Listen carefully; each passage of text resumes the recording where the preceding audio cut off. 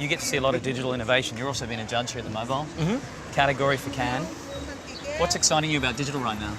What's the thing that's really getting you juiced? I think there's a couple of things. We saw some really great stuff on the mobile jury.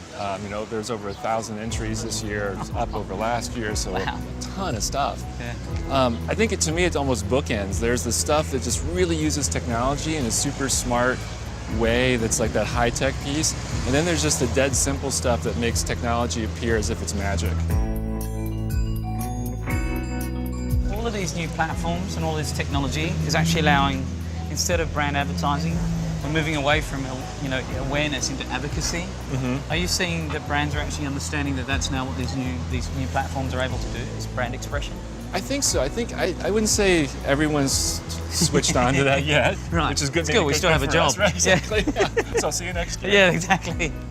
So they're not quite there yet, but I think that they're understanding that conversation, or at least we can start to have the discussion if brands aren't doing it yet. And the interesting thing is how things like social and mobile and in the overall digital space are coming together, because that's some of the best places to really create that advocacy, connection, and expression.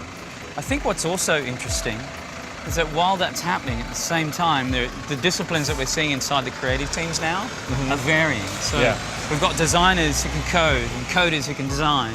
We're seeing this multi-discipline creative teams. Do you see that that's something that's a trend, and you guys watching that as an agency as well? Absolutely. I think it's an interesting trend in terms of people. Like it's not enough. I think to be sort of a one-trick, very focused person is not as successful as it used to be. So you have to be that creative coder. You've got to be a coder who doesn't just sit in the dark room and code by themselves, but you don't have to be socially gregarious, but you need to be part of that creative team and those conversations. And likewise, if you're a creative, you've got to think about code and user experience. And so there's this interesting sort of overlap that's happening between all of those. And I think that's the fun thing too, because you bring together these people who've got all these different skill sets, and that's where the magic really starts to happen.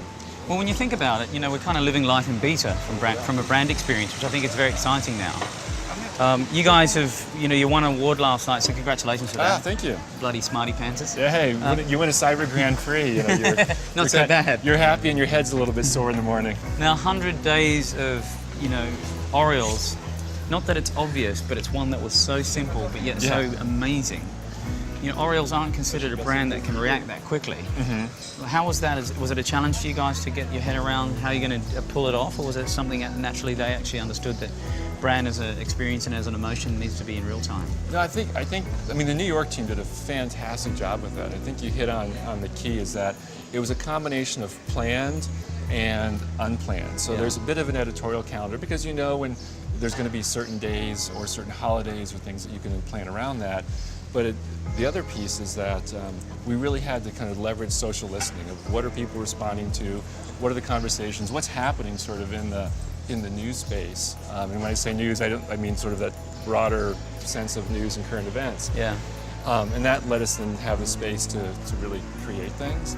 But what it really took was sort of a team and a client, comfortableness with each other, and that sort of fast process to get together and really work as one team. It couldn't be if you think about software, and in software we talk about waterfall versus agile. Sure. This is very much a creative agile, because if it was been a traditional creative waterfall of here's a brief, here's the idea, or the strategy, and then the idea, then the work, there's no way you could have done 100 days, let alone one day in that time frame. So sort of changing that creative process. It's the 60th anniversary of Cannes.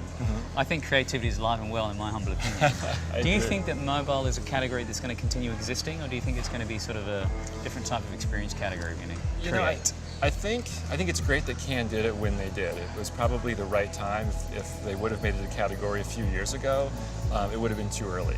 I don't know if I look out the next 5 or 10 years if it'll continue as a separate category. Sure. It probably shouldn't in a way, but I think when you look at cyber, for example, which was last night as we talked about, it's gotten so broad, like what's cyber, what's mobile, and so it'll be interesting. I think there'll be a couple of things that'll help define the category. So there'll be the technology, but more importantly, it's going to be the behavior. Like how are we as people interacting with that technology? And so is Google Glass, for example, when that becomes much more mainstream and we're sitting here filming ourselves as we're talking to each other, then that changes that dialogue, which I think will then be reflected in the categories. Chris, thanks for hanging out. All right, man. Really Thank you. awesome. Oh, Congratulations on your signing. Thanks. I appreciate that.